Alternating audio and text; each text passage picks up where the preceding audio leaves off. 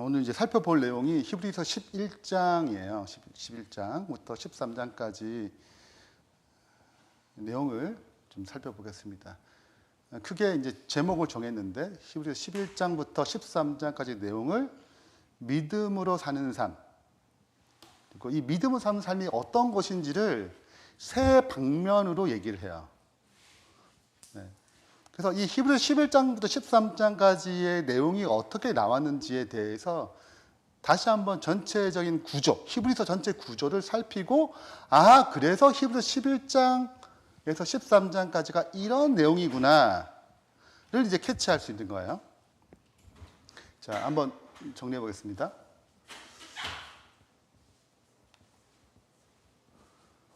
복습하는 거예요. 자, 히브리서 구조인데 주제가 그리스도의 탁월성을 강조함으로 예수를 믿어라, 그분밖에 없다라고 이제 접근하는 거예요. 이걸 위해서 이제 네 가지 측면을 다루는데, 첫 번째는 선서부터 탁월하시다.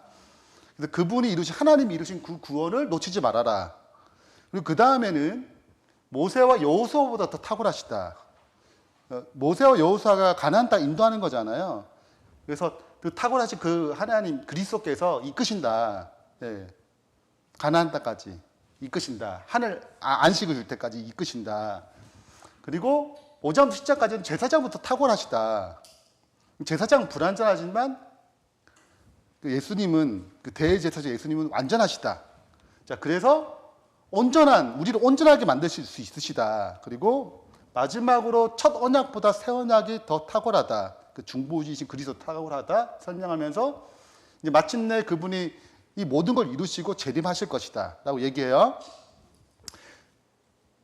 자, 그 다음에 이 전체 내용이 그 탁월하신 예수님을 믿어야 되는데, 10장 제일 끝에 재림을 얘기하면서 10장 제일 끝에 뭘 얘기하냐면 이렇게 얘기를 해요. 이게 중요한데, 앞부분은 이제 잠시 후면 지체하지 않고 그분 오실 것이다 한 다음에 38절 39절 하고 11장 넘어가는 거예요. 그러니까 38절 39절은 히브리서 11장부터 13장까지 가는 다리 역할을 해주는 것입니다. 자, 그러면 어떻게 마무리를 하느냐. 10장의 마무리가 나의 의인은 믿음으로 말미암아 살리라. 또한 뒤로 물러가면 내 마음이 그를 기뻐하지 아니하리라 하셨나니라. 39절, 우리는 뒤로 물러가 멸망할 자가 아니요 오직 영혼을 구원함에 이르는 믿음을 가진 자리라. 자, 이 의인이 믿음인데, 이 믿음은 어떤 믿음이에요? 영혼을 구원하는 믿음이, 이 정의가 되게 중요해요. 영혼을 구원하는 믿음이에요. 자, 그러면 이게 영혼을 구원하는 이 믿음이 어떤 것인가? 의인은 믿음으로 산다는데 이건 어떤 것인가를 설명하는 방식이 11장부터 13장까지인 것입니다. 자, 1장 10장은 탁월하신 그리스도를 믿어야 돼요. 자, 근데 이 탁월하신 그리스도를 믿는데, 이런 그리스도를 따르는 이 의인의 삶은 믿음으로 산다는 거예요. 그 믿음으로 산다. 그럼 그 믿음으로 산다는 것이 어떤 삶이냐? 예수를 믿어야 돼. 탁월하신 예수를 믿어야 돼요. 그럼 의인의 삶은, 하나님의 백성의 삶은 믿음으로 사는 거예요? 그럼 믿음으로 산다는 게 뭐야? 믿음으로 산다는 것이 뭐지? 그걸 설명하는 것입니다. 이걸 설명하기 위해서 제일 첫 번째 믿음의 정의로부터 시작해가지고 13장을 쭉 이끌어가요. 자, 근데 제일 먼저 의인은 믿음으로 사는데 어떤 것인지를 11장에서 쭉 설명하는 거예요. 제일 첫 번째, 예로. 자, 11장 1절부터 40절까지가 이제 믿음의 정의와 신뢰, 실제적인 예를 보여주는 설명하는 것입니다. 아벨로부터 시작해가지고 노아, 에녹, 다 나와요. 아브람, 사라 쭉 나와서 모세 쭉 나오잖아요. 믿음으로 살았던 선조들, 구약의 선조들을 쭉 얘기하는 것입니다.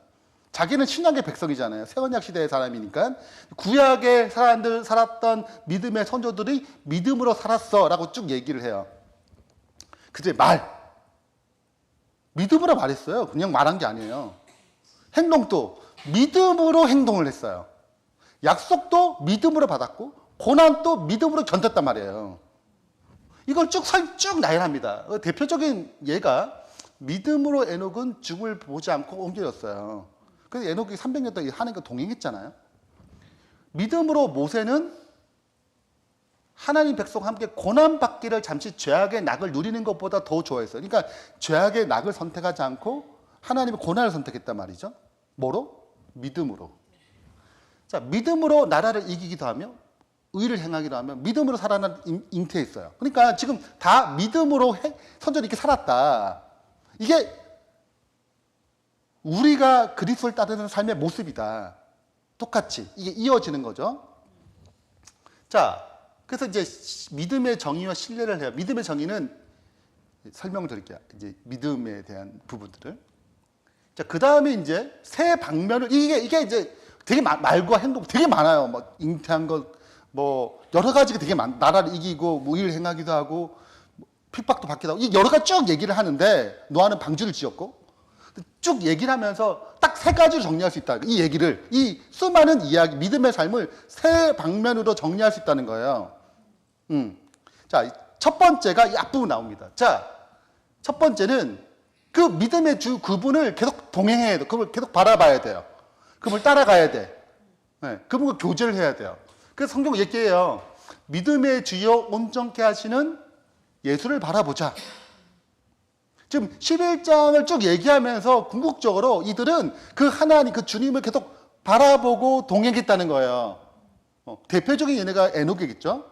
자, 그러니까 너희도 지금 그 구약은 예수님의 약속을 받지 못했어요. 그냥 믿음으로 바라봤잖아요. 근데 지금 히브리서 쓰는 이 저자는 지금 예수님이 오셨어요. 그 예수님을 이제 뭐 한다? 구약은 그 약속을 바라봤지만 우리는 약속을 성취된 것을 바라보고 사는 거야. 그리고 이게 설명하는 거예요.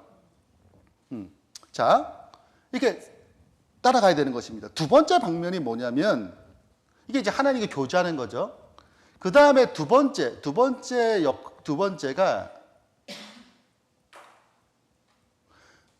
죄로부터 승리를 얘기합니다. 이게 12장 4절부터 29절이에요.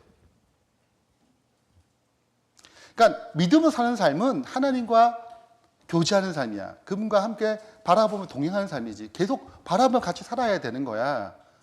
근데 이 삶은 반드시 죄로부터 승리하는 삶에 살아야지. 왜냐하면 죄는 끊임없이 중독처럼 당기잖아요.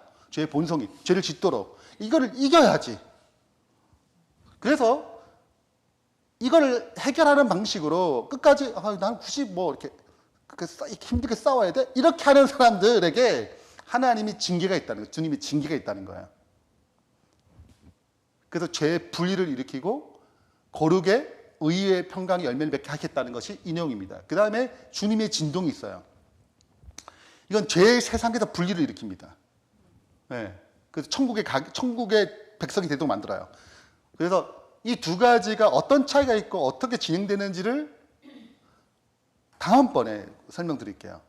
네. 징계와 진동이 어떤 차이가 있고 어떻게 성경이 전체를 흘러가는지. 자, 그럼 흐름이 이해되죠? 일단은 주님과 교제해야 되고 믿음을 산다는 게 뭐야? 그건 세 가지야. 하나님과 동행하는 거야. 주님을 바라보면서. 두 번째는 죄에서 승리하는 삶이지. 그걸 하나님은 이 징계와 진동이라는 방식으로 다루시는 것입니다. 세 번째가 뭔가? 그것이 주님의 뜻을 행하는 거야. 이 징계 있네요. 네. 다 성경절이 있네요. 자, 봐요.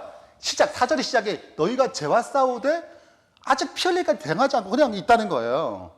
그러면 그냥 좀 뭐 어때? 좀 다 이렇게 사는 거지. 이렇게 한단 말이죠. 근데 그걸 하나님 두지 않으세요.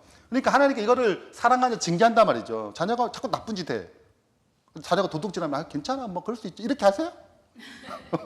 그걸 징계하잖아요. 똑같다고 징계하신단 말이죠. 그래서 무릇 징계가 당시에는 즐거워 보지 않고 슬퍼 보이나 후에 그로 말미암아 연단받은 자들은 의와 평강의 열매를 맺느니라. 이렇게 하신다는 거예요. 두 번째 파트가 뭐냐면 진동이에요. 내가 또 한 번 땅만 아니라 하늘 또 진동하라. 이건 이제 그분이 재림하시는 장면을 기초로 설명합니다. 시내사에서는 땅만 진동됐어요. 근데 이 새언약 시대에는 하늘도 진동하겠다는 거예요. 그래서 그분이 재림하실 때 하늘이 흔들리고, 그죠? 이 또 한 번 하시면 진동하지 아니하는 것을 영존. 자, 진동하지 않은 것이 진동하는 게 있겠죠. 그죠? 진동은 흔들린다는 거예요. 흔들려 나가는 거야. 근데 진동하지 않은 것을 계속 영원히 보존하기 위해서 지금 뭐 한다는 거예요? 재림하신다는 거예요. 됐죠? 근데 그러면 진동하는 것들은 처리를 해야 되잖아. 진동하지 아니한 것들 위해서 오는 거잖아요. 근데 진동할 것은 처리해야 되잖아요. 그죠? 그래서 하기 위해서 진동할 것들은 곧 만드신 것들의 변동된 것들 나타내야 돼요. 다 흔들리는 거는 변동되는 건 다 버려. 왜? 하나님은 변동하지 않으세요. 죄로 말미암아 부패, 변동이 들어왔단 말이죠. 그러니까 그걸 처리를 해야 되는 거예요. 전체적으로. 이건 이제 설명을 드릴게요. 그래서 뭘 만드냐면 흔들리지 않는 나라를 우리는 받았어요. 우리는 흔들리지 않은, 변동하지 않은 나라를 받은 백성이에요. 그래서 나도 진동하지 않아야 돼. 무슨 말 이해되시겠죠? 그게 이제 어떤 의미인지를 이제 살펴볼 필요가 있다고 생각하는 것입니다. 그래서 이거는 다음번에 징계와 진동을 좀 설명드릴게요. 자, 일단은 흐름을 이렇게 해서 하나님은 우리를 연단해가지고 뭐 하시겠다? 세상과 구별해서 구원하시겠구나. 이게 정리가 되는 것입니다. 자, 좀 빠른가요? 네, 이제 세 번째요. 자, 첫 번째는 주님과의 교제. 첫 번째 이거 좋아. 주님과 교제. 네. 두 번째가, 좀 어설프지만, 두 번째가 죄로부터의 승리예요. 자, 세 번째 방면입니다. 이거는 주님의 뜻을 행함이에요. 주님의 뜻을 행함. 잘 안 보이시죠? 자, 주님의 뜻을 행함입니다. 자, 믿음으로 주님의 뜻을 행함으로 모든 선한 일을 이루는 것이 세 번째 방면이에요. 이건 앞으로 전진하는 것입니다. 그럼 성경이 말하는 선은 도덕 이상이에요. 그러니까 단순히 형제를 사랑해야지, 거짓말하지 말아야지, 무상 숭배해야지 이런 도덕적인 것은 이상이란 말이죠.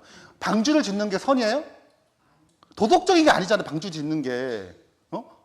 사라가 이삭을 낳아도 그게 선이에요? 근데 성경은 믿음으로 그걸 하나님의 뜻을 이루었다잖아요. 그러니까 하나님의 뜻을 이루는 것이 선이에요. 도덕 그 이상인 거죠. 자, 그래서 얘기합니다. 이제 1절부터 쭉 설명해요. 형제 사랑하는 것, 손님 잊지 말 것, 돈을 사랑하지 말고 족한 줄 알 것, 여러 가지 교훈에 끌리지 말 것, 예수님 항상 찬송으로 제사를 드릴 것, 너희 인도하는 자를 순종하고 복종할 것, 기도하는 것. 그래서 모든 선한 일을 너희를 온전하게 하자. 자, 자기의 뜻을 행하게 하시려고.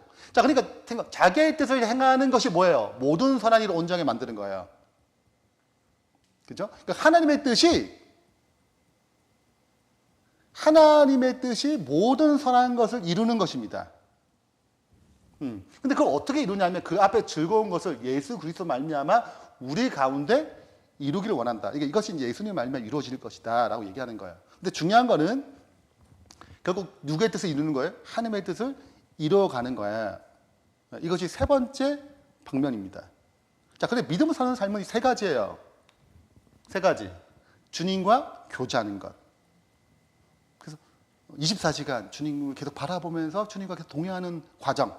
이게 믿음을 사는 삶의 모습이에요. 또 하나는 죄와부터의 승리예요. 자꾸가 끌어당기니까. 그것부터 이겨내야 돼요. 세 번째는 하나님 우리 이끌어 가세요. 주님의 뜻을 그렇게 행하는 것입니다. 따르는 거죠. 이것이 믿음으로 사는 삶이야 라고 얘기하는 거예요. 자, 근데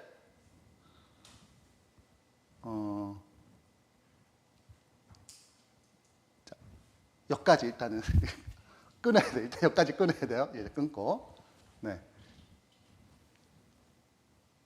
질문이 있어요. 여기까지. 질문. 이제 편하게 얘기하셔도 돼요. 어차피 여기서부터 녹화가 너무 안 들어가니까. 자, 흐름을 이해하셨어요? 히브리 11장이 궁극적으로 1장부터 10장까지가 결국은 탁월하신 예수님을 믿어야 돼요. 그래서 의인의 삶, 그분을 따르는 사람, 그렇게 믿음으로 사는 삶을 사는 거예요. 근데 너무 추상적인 말이잖아요. 그게.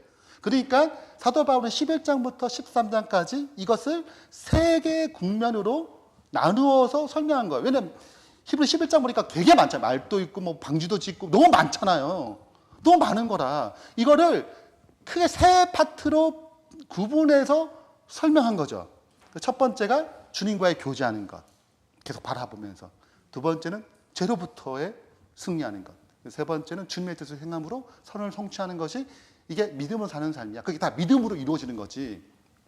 이렇게 지금 설명하면서 히브리서를 마무리하는 것입니다. 일단 흐름은 전체적으로 이해가 됐죠. 이게 히브리서 11장부터 13장까지 보이시죠, 눈에? 그런 걸로. 안 보이면 뭐 어쩔 수 없죠. 자, 네, 보이는 거예요. 네. 그래서 징계와 진동이 약간 좀 구분해야 될 필요가 있기 때문에 제가 다음번에 좀 설명을 드리겠습니다.